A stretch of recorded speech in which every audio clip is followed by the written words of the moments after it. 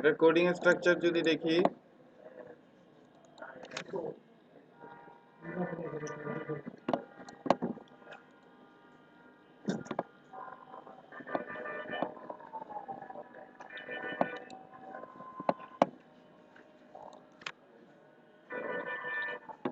দেখেন ফার্স্টের দিকে এই পেজটাতে যে ভুলগুলো আছে,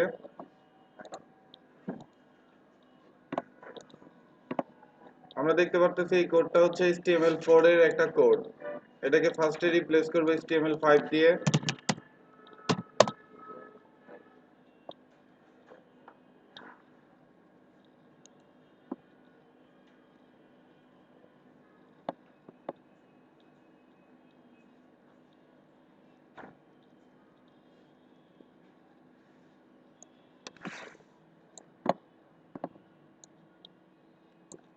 Ctrl C কপি, এই বডি পর্যন্ত ফেলে দিলাম, পেস্ট। আর লাস্টের দিকের কোড এই বডি আর HTML কপি করে ফার্স্টে এটাকে HTML5 বানিয়ে নিলাম পেজটাকে। তারপর যে কোডটা এখানে অ্যাড করা নাই সেটা হচ্ছে কি রিসেট সিএসএস। তার জন্য আমরা রিসেট সিএসএস অ্যাড করব।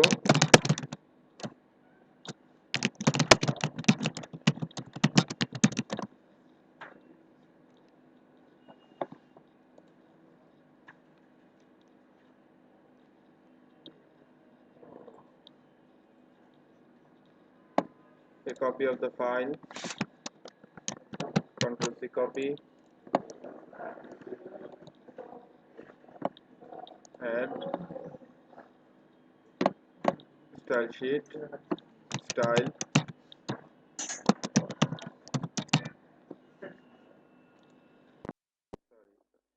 এটা হচ্ছে রিসেট।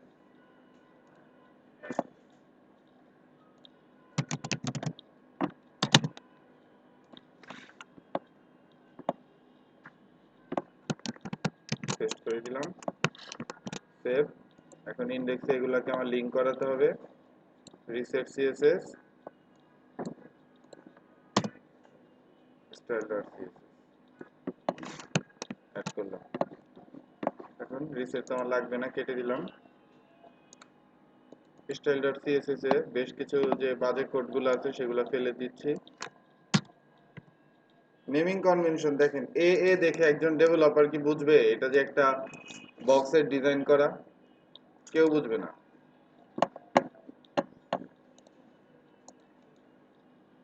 এখানে তো রিফ্যাক্টর কাজ করবে না। বক্স 1,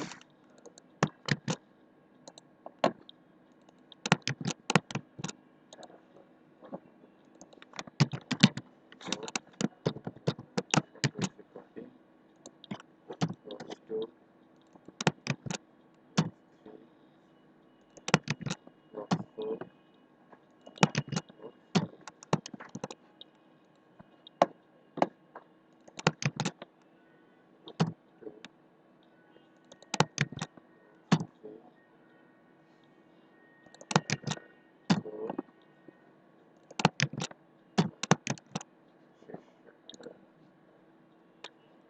কোডিংটা গুছানোর জন্য কন্ট্রোল কে কি ফার্স্টে এই ট্যাগগুলো ফেলে একটু ছোট করে নিচ্ছি স্ক্রিনটা, আর এটাকে অটো হাইড করে দিলাম।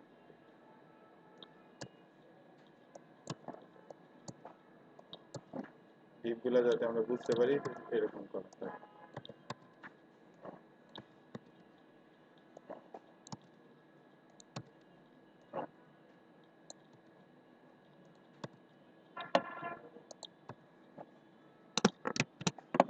আমরা এটাকে ব্রাউজ করে দেখি কি অবস্থা। এরকম আসছে, এটা মোটামুটি গুছানো অবস্থায় একটা কোড। ফার্স্টে এই পুরো কাজটাকে আমাদের পেজের মাঝামাঝি পোর্শনে নিয়ে আসবো। তাহলে দেখেন আউট এন্ডের ডিপ কোনটা, এটা হচ্ছে হলো সবার ফার্স্টের ডিপ, মানে বক্স 1টা হচ্ছে আমার সবার ফার্স্টের ডিপ। আমি বক্স 1 এসে এত স্পেস কেন, অপ্রয়োজনীয় স্পেস, এখানে একটা কোড করলাম, মার্জিন 0 অটো,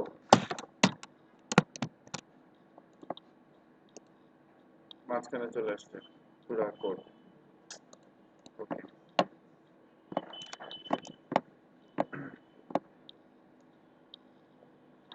এখান থেকে কোডটাকে আমরা ইজিলি যেটা করতে পারতাম সেটা হচ্ছে এটা 500 দেওয়া, এটা 400 করা, ফিক্সড করে করা।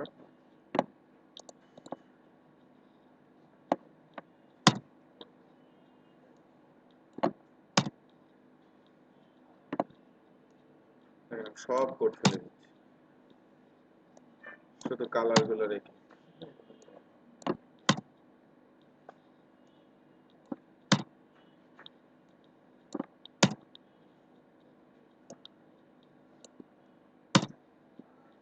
পাঁচটা কালার এখানে বললাম, প্যাডিং 20 পিক্সেল, 40 পিক্সেল দিয়ে দিলাম। এই লাইনটাকে কপি করে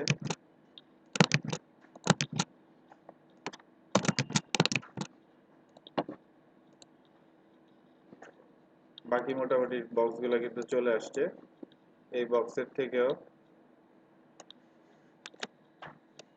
হোয়াইট ফেলে দিয়ে শুধু হোয়াইট ফেলে দিয়ে হোয়াইট দিয়ে রাখলাম।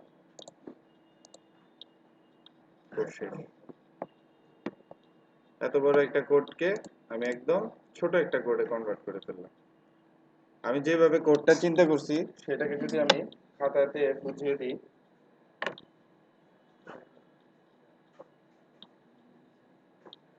ফার্স্টে ডিপটাকে আমি বলছি যে তোমার কাছে যে ডিপটা আসবে সেটা 500 পিক্সেল। মনে করেন এত বড় লম্বাটা আপাতত চিন্তা করেন এতটুকু লম্বা হবে। এটার ওয়াইড হচ্ছে 500 পিক্সেল, অ্যাকচুয়াল ওয়াইড তাহলে এটা কত হচ্ছে 500 আর দুই দিক থেকে 40, তাহলে 580 পিক্সেল কিন্তু ওয়াইড। তো আমি যখন প্যাডিং দিই, প্যাডিং দেওয়া মানে কি, বক্স 1 এর ভিতরে যত যাই থাকবে সেটাকে আমি কি বলতেছি যে সব জায়গা থেকেই তুমি 40 পিক্সেল করে জায়গা ছেড়ে দিবা। তাহলে দেখেন ও এখান থেকে 40 পিক্সেল জায়গা ছেড়ে এখানে আসলো, এখান থেকে 40 পিক্সেল এখানে আসলো, সেম ভাবে এখানে এসে এখানে একই ঘটনা ঘটলো। এই কারণে কিন্তু দেখা আমার কোডটা দেখলে মনে হবে যে বক্সগুলো মনে হয় স্কেল দিয়ে মাপা। দেখেন একেবারে এই জায়গায় যদি মাপেন সবগুলো জায়গায় কিন্তু ভ্যালু সমান আসবে। এই পুরোটা আমি ম্যাপ করছি কি দিয়ে, শুধুমাত্র একটা প্যাডিং ইউজ করে। প্যাডিং দিয়ে আমি বলে দিছি যে সব জায়গা থেকে এরকম জায়গা ছেড়ে দিতে।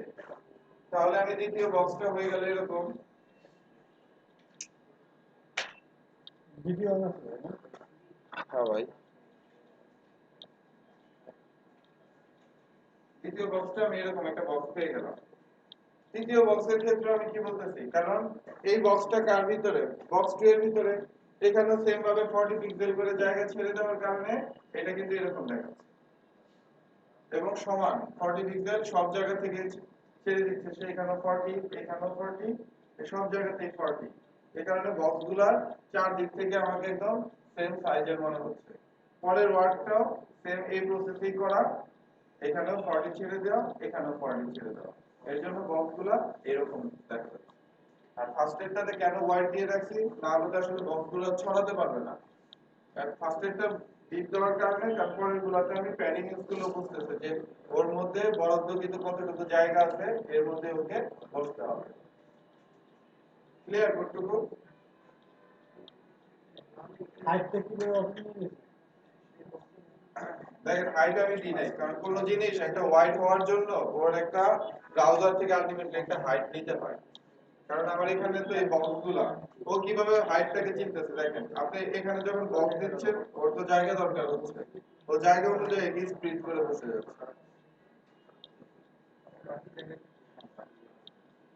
তো হাইটটাও কি ওয়াইডের মতন এক্সপানশন না, হাইট ও ম্যাপ করে বসতেছে। ওর এখানে যদি আমি আরো বক্স দিই তাহলে ও হাইট আরো অটোমেটিক বাড়তে থাকবে। এটা কি ব্রাউজার থেকে আসছে? ব্রাউজার থেকে হচ্ছে। এটা সব ব্রাউজারে এরকম হবে, কারণ সব ব্রাউজারই এই কোডগুলোতে সাপোর্ট করে।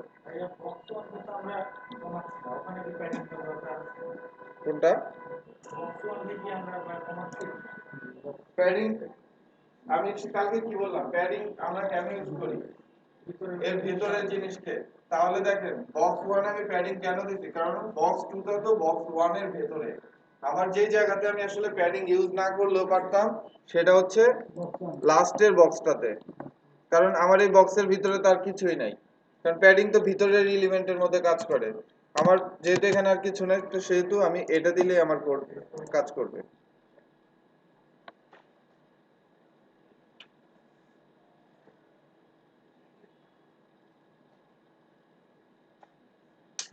প্যাডিং না দিলে তো বক্স চলে যাবে, না ওই কালারটা ধরে রাখতে পারবে না। প্যাডিংটা না দিলে সে আসলে বুঝতে পারতেছে না কতটুকু জায়গার মধ্যে সে ছড়াইয়া বসবে। এই জন্য লাগে। এটা হচ্ছে মোটামুটি বক্স স্ট্রাকচার। অল্প করে দিই আর ফার্স্টের বক্সটাকে আর একটু উপর থেকে নামিয়ে দিই।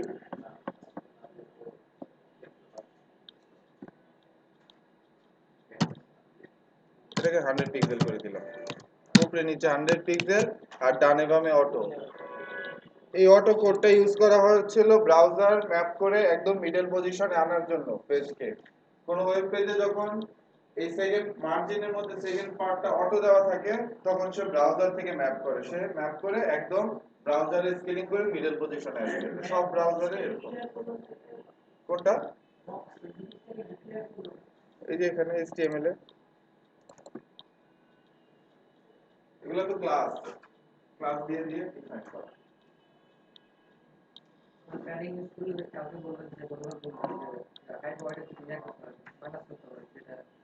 আমি দেখেন কোন পরবর্তী কোন ডিবে এর জন্য আমি হাইড ওয়াইডই বলি নাই, হাইড ওয়াইডও বলি নাই, এর জন্য আমাকে ক্যালকুলেশনও করতে হয় নাই। আমি ওর হাতে ছেড়ে দিচ্ছি, আমার বক্স যত বড় হবে সেভাবে ম্যাপ করে বসবে। এবং এই কোডটা কিন্তু অনেকটা ডাইনামিকের মতো কাজ করে। দেখেন এখানে আমি 800 দিয়ে দিলাম, সে 800 এর উপর বেস করে এভাবে স্কেলিং করে নেবে। মানে আপনি যতই দেন না কেন আলটিমেটলি সবগুলা বক্স একেবারে দেখতে একই রকম আসবে এবং স্কেলিং এ সমান হবে। প্যাডিং ইউজ করে এই কাজটা আমরা করে ফেলছি। এখন আমরা একটা ওয়েব পেজ বানাবো।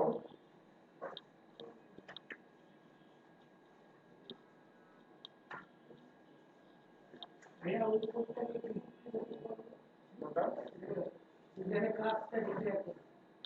কোন ক্লাস?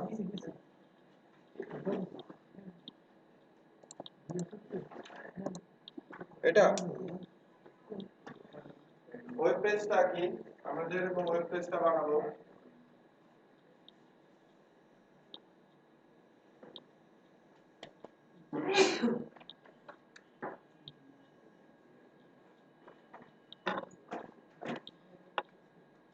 এটা দিলাম লোগো, এখানে banner,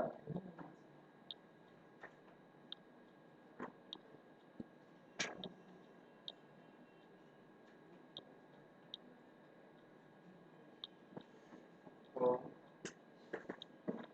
allowed service contact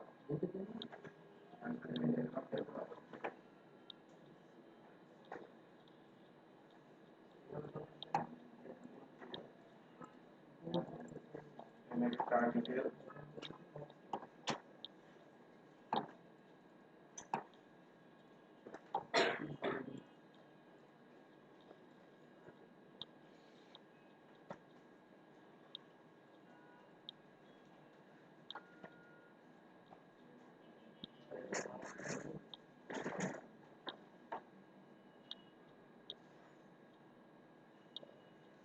This is for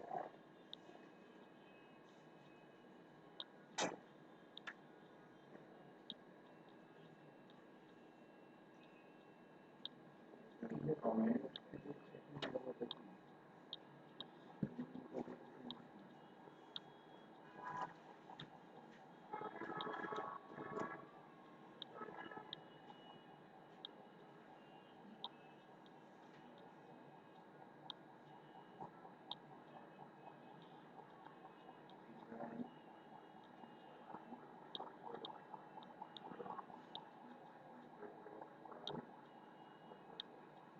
একটা ওয়েব পেজ তো অনেকটা এরকমই থাকে।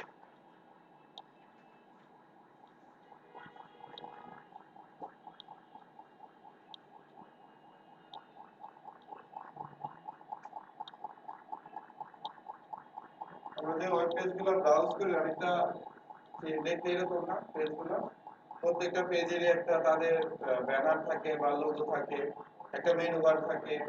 আর এগুলো হচ্ছে কি আর্টিকেল গুলো, যেটা বড় দাগ দিচ্ছি সেটা হচ্ছে আর্টিকেলের টাইটেল, অর্থাৎ আপনারা যখন কোনো নিউজ সাইটে পড়েন আর্টিকেলের টাইটেলটা কিন্তু বড় থাকে, এর জন্য আমরা বড় দাগ দিয়ে রেখে এখানে লেখা দিব। আর এটা হচ্ছে যে আর্টিকেলের ডেসক্রিপশনটা ছোট ছোট দাগ দেওয়া। রাইট সাইডে দেখতে পান যে ওয়েবসাইটে থাকে কি যে রিসেন্ট যে পোস্ট, রিসেন্ট কমেন্ট, ফেসবুকের শেয়ার বাটন, এই ইনফরমেশন গুলা।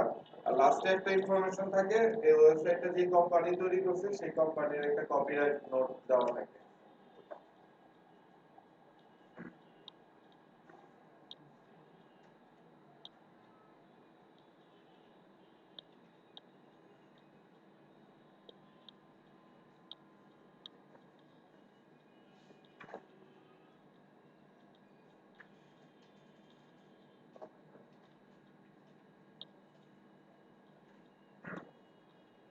আচ্ছা, এদিকে কনসেন্ট্রেশন দেন। দেখেন একটা প্রত্যেকটা ওয়েব পেজ কিন্তু বক্স ছাড়া আর কিছু না। কিভাবে? এই পুরোটা একটা বক্স, এখান থেকে শুরু করে এতটুকু ফুললি একটা বক্স।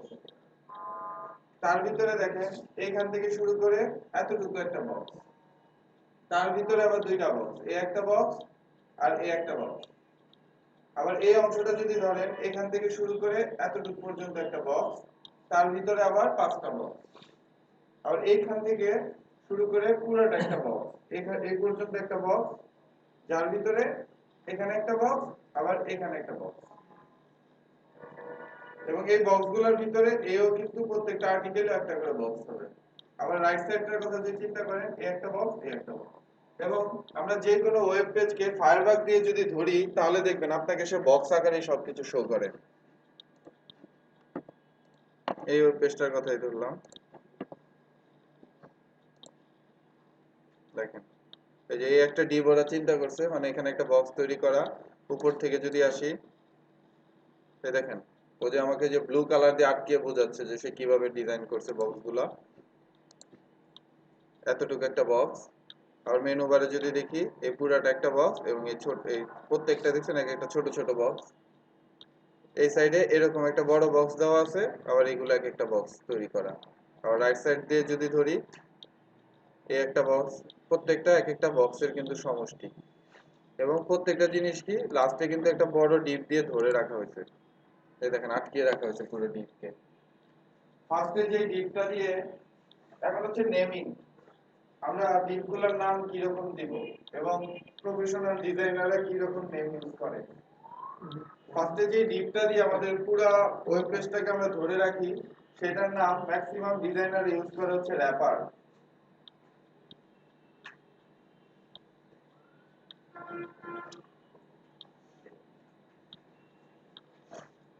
এই অংশটার নাম মোটামুটি অনেকেই জানে।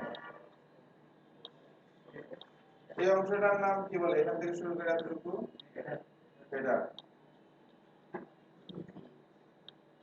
এটাকে কি বলে? নেভিগেশন। এখন কিন্তু এটাকে মেনু বলতো সবাই, কিন্তু এখন বলা হচ্ছিল ন্যাভ, নেভিগেশন। এই যে পুরো এরিয়াটা এখান থেকে শুরু করে এতটুকু পর্যন্ত, এই এই ডিপটাকে ডিজাইনাররা বলে হচ্ছে কন্টেইনার।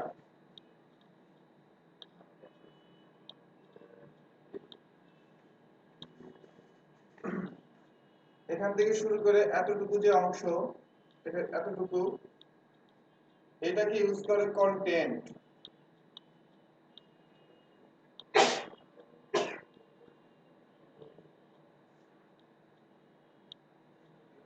এই যে ডিপটা এখান থেকে শুরু করে এতটুকু, এটার নাম ইউজ করা হয় অ্যাসাইড।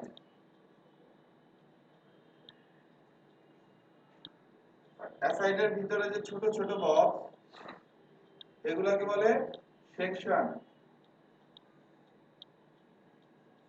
আর লাস্টের পার্টের নাম অনেকে জানে, লাস্টের পার্টটা ফুটার।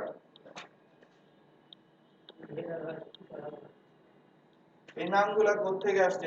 HTML5 এ কিন্তু এই নামে এখন ট্যাগই চলে আসছে। এটাকে বলা হয় HTML5 সিমেন্টিক ট্যাগ।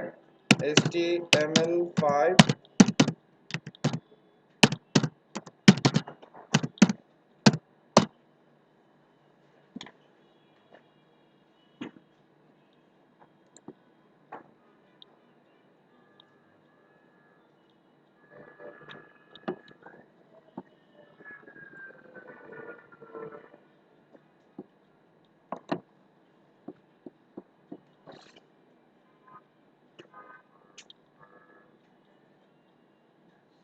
ফিগারটা কোথায়, একটা চিত্র দরকার কথা কেন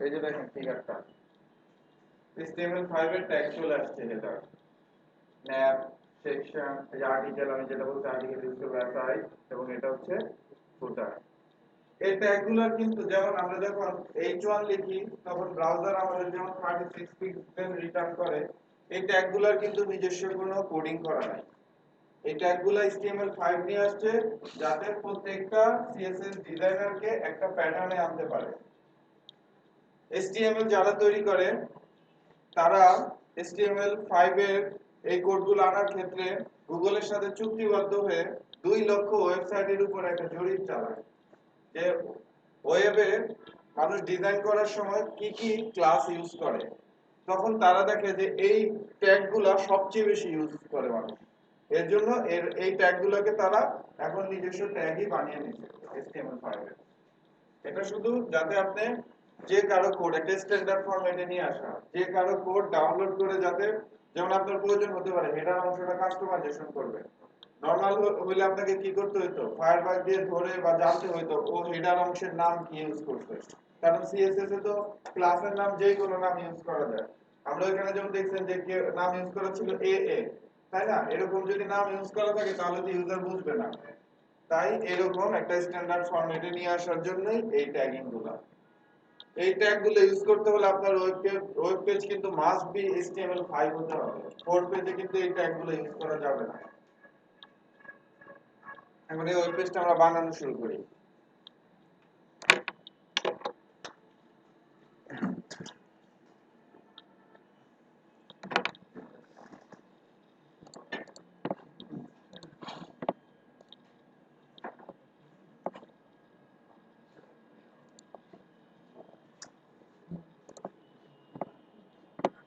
নতুন একটা প্রজেক্ট নিলাম নিউ প্রজেক্ট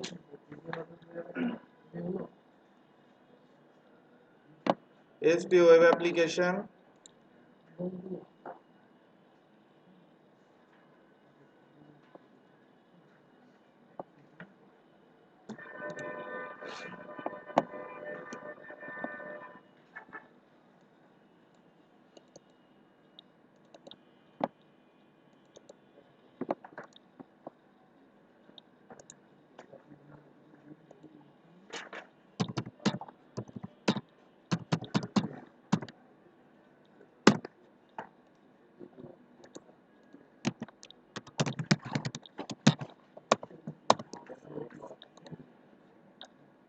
লেআউট ডিজাইন